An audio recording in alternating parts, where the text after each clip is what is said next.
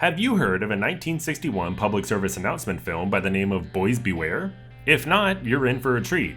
It's a rather infamous film directed and produced by a man named Sid Davis, who produced a lot of PSAs last century, usually with minuscule budget.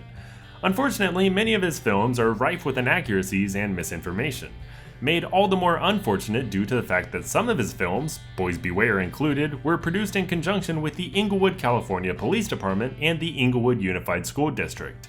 Keep that in mind as we go along. Despite the PD's involvement in the production of the film, let me go ahead and point out that as far as I can tell from my research, none of the scenarios and situations presented in the film are based on actual cases. I'm going to be pretty harsh about this film and its production, so I don't want you to think I'm laughing at the story of a real victim or anything like that.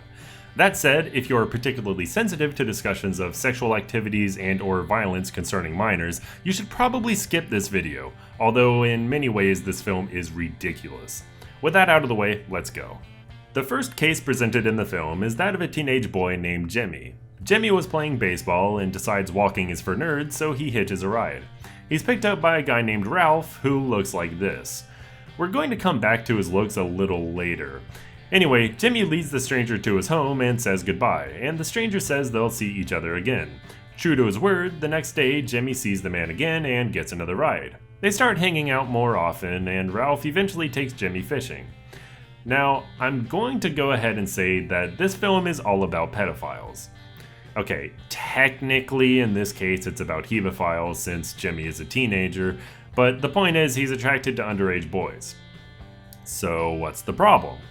Well, as the narrator of the film goes on to state, what Jimmy didn't know was that Ralph was sick, a sickness that was not visible like smallpox, but no less dangerous and contagious, a sickness of the mind. You see, Ralph was a homosexual, a person who demands an intimate relationship with members of their own sex. Yeah, so much like my dad, the film equates pedophilia and hebephilia with homosexuality. In fact, the word pedophile isn't even used a single time in the entire film. All instances presented are used as examples of homosexuality. Now I want to go back and talk about Ralph's appearance. In reading the Wikipedia article for this film, I noticed a line that I thought was strange. The article says, "True to the stereotypes of its time, the gay men in the film have mustaches, sunglasses, and or bow ties." This seemed strange to me. Now, mustaches I understand, gay men having mustaches was a stereotype even into the 80s. Sunglasses and bow ties though? There's no citation for this in the article and I couldn't find anything about this by researching. Unfortunately, the only gay man I knew who grew up in the 60s was my uncle, who is dead now, so I couldn't ask a direct source. However, my mom and aunt are both old and wrinkly and did grow up knowing him, so that's my next best source. When I asked them, they had this to say. No, I don't think that was popular belief. Alright, yeah, because like I said, I couldn't find anything that supported it. And as far as sunglasses, I think they were just trying to depict shadiness. Oh, that would make more sense. So, like, when gay people were, like, being more, maligned, they're just trying to make them look generally, like, yeah, like, creepier, like... Pedophile. I started to say maybe the sunglasses, but not the bow ties. Bow ties were a little bit more common back then. You always see these older men in bow ties, like on Meet the Press and stuff like that. So as you got older, you got more gay. I just think it's from an older generation. Now, I want to go back to the scene where Ralph is showing Jimmy pornographic pictures. This seems strange to me. Jimmy's age is never explicitly stated, but I assume he's somewhere around 14 or 15 years old. I don't know about you, but when I was that age, I had already seen porn multiple times, and I didn't really know anyone my age who hadn't. So what's wrong with you, Jimmy? Why haven't you seen porn, huh? What are you, gay? Don't misunderstand, I obviously don't think Ralph should be showing him these images or that it's okay for him to be doing so. I'm not even arguing that Jimmy should be looking at it. It's more that Jimmy would probably already be familiar with the stuff. Like it or not, most teens find this sort of thing on their own. Now you might be thinking, go easy on him, Kirk, this was a different time, the internet didn't exist, Jimmy can't find this stuff so easily. You might have a point if there weren't other ways of finding this sort of thing. Like, instead of relying on a pervert to show him porn, he could have just found earth porn. What's earth porn, you ask? Do I have to explain everything? Fine. You see, a lot of straight religious men lead unfulfilling sex lives due to the various rules of their religion, so they have to take matters into their own hands, if you catch my drift. Now, they can't just have magazines somewhere in their house because their wife might find it when cleaning their home while the man is out working, in accordance with a woman's duty as a wife. So they'll find a hiding spot, usually somewhere out in the woods or in a hole somewhere. Since a hole is pretty common for this sort of thing, you're going to want to bring a shovel. Check wooded areas and around properties of religious people you know. At first, I thought I struck gold, since after walking around in the woods for a little bit, I found a black plastic trash bag. This is prime earth porn material. When I opened it up though, all I found was a knife with blood on it, some bones, and a blood-covered note that said, "I'm sorry, I didn't want to do it, but she made me. May God have mercy on my soul." So this wasn't earth porn, but it does mention God, so we're on the right track. I put the bag back where I found it. The note reminded me of one time when I heard my extremely religious neighbor arguing with his wife. The following day he came over covered in sweat and dirt and told me that he and his wife would be going on vacation. He kept stressing over and over that he was going on vacation and wouldn't be around for a while. What this tells me is that he might have earth porn around his house and that I won't have to worry about him seeing me snoop around. So I went over to his house and sure enough, his lawn was all overgrown. Looking around, I saw a piece of land in the back corner of his property that looked like it had been dug up more than once, so I got to shoveling. To my dismay, it wasn't a particularly deep hole. However, I was correct. I found a soaking wet box containing various Playboy issues covered in mud. So, not the best haul, but there you go. That's how you can get some earth porn. After this, I left since there was something inside the house that smelled really bad.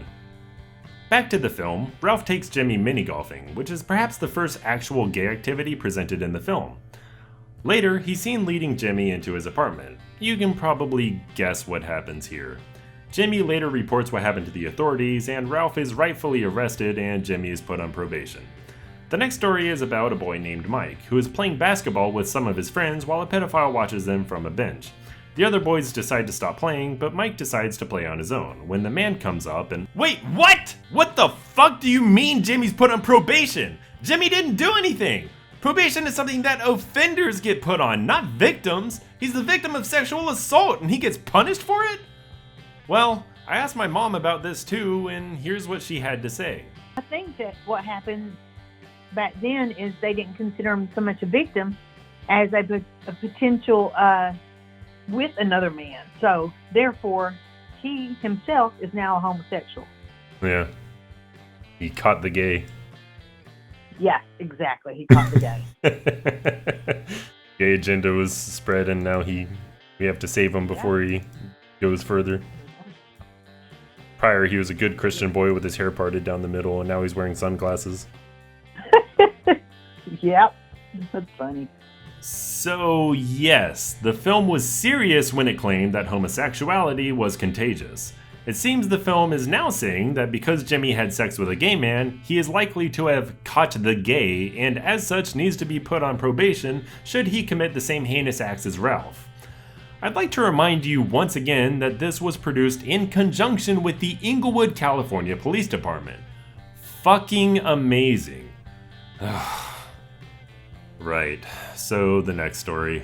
Mike's playing basketball with the pedophile, and afterward the man says he'll drive him home, and Mike is presumably molested and murdered since the narrator says he traded his life for a newspaper headline.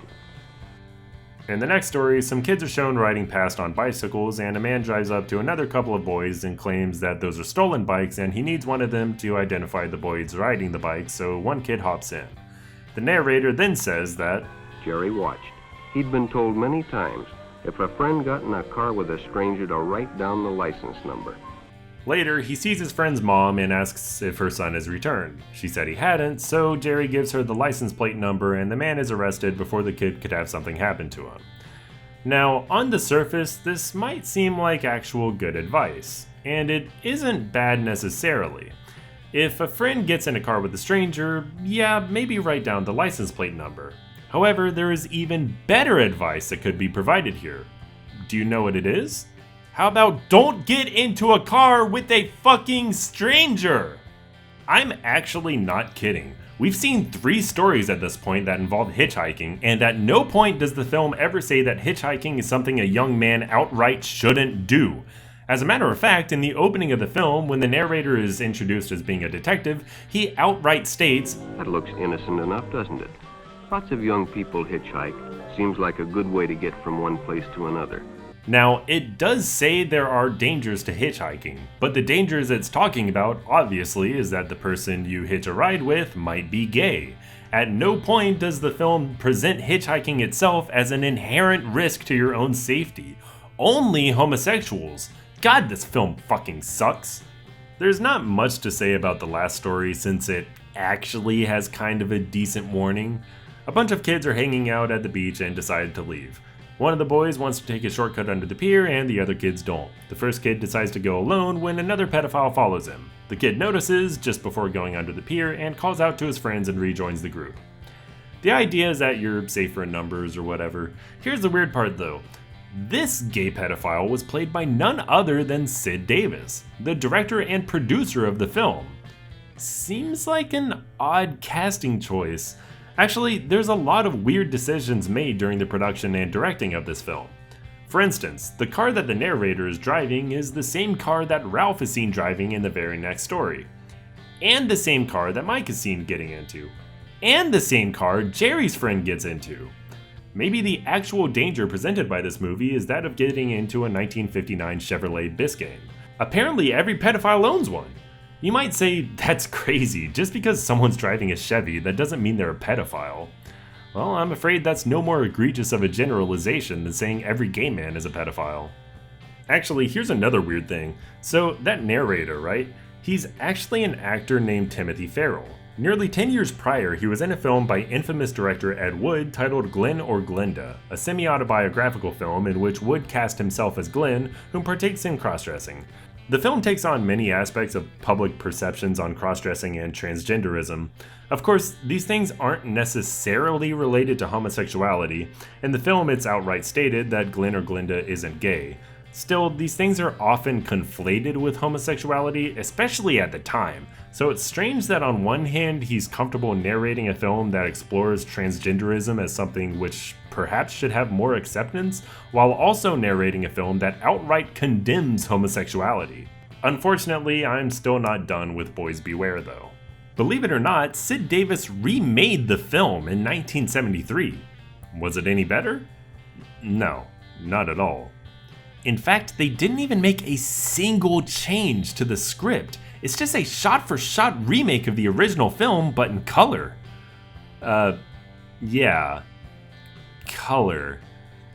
In other words, they changed out the color gray for brown. I'd actually consider that a downgrade. This looks horrible. They didn't even re-record Timothy Farrell's narration. It's exactly the same. This might be one of the most needless remakes ever made. Well, the original film shouldn't have been made, but you get what I mean. The title is different too. This one is called Boys Aware, which is kind of just a shitty title. Boys Beware is at least sort of a warning, you know, it's telling you there's something to beware, or more accurately, to be wary of. Saying Boys Aware sounds like these kids already know about the danger, I think.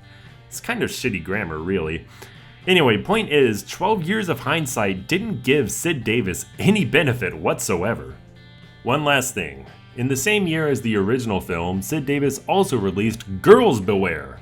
Oh god, what's this going to be about, lesbians? No, it's just men again. Being gay is only a danger if it's men that are doing it, I guess. Now, they don't even outright call any of the men pedophiles or hebephiles in this film either, but they do express the danger of a grown man being predators of young girls, which is good. It also gives occasional good advice, such as one girl who refuses to open the door to a stranger when she's home alone. However, one of the girls is placed under the guidance of juvenile authorities, which sounds similar to the fate of Jimmy from the first film, so I guess we're still not above victim blaming, so that's great. Well, that was Boys Beware and related media. As stated before, Sid Davis did many films, and they're chock full of misinformation like this, but Boys Beware is often considered his worst. I wanted to have this video done for Pride Month, but unfortunately it pissed down rain all of last month, which prevented me from digging a hole, which is also why those Playboys were caked in mud. The box they were in had degraded due to the rain. Oh well. Thanks for watching. I hope you enjoyed this ridiculous look into 1960s stereotypes and homophobia, and I hope you look forward to whatever I make next. Later.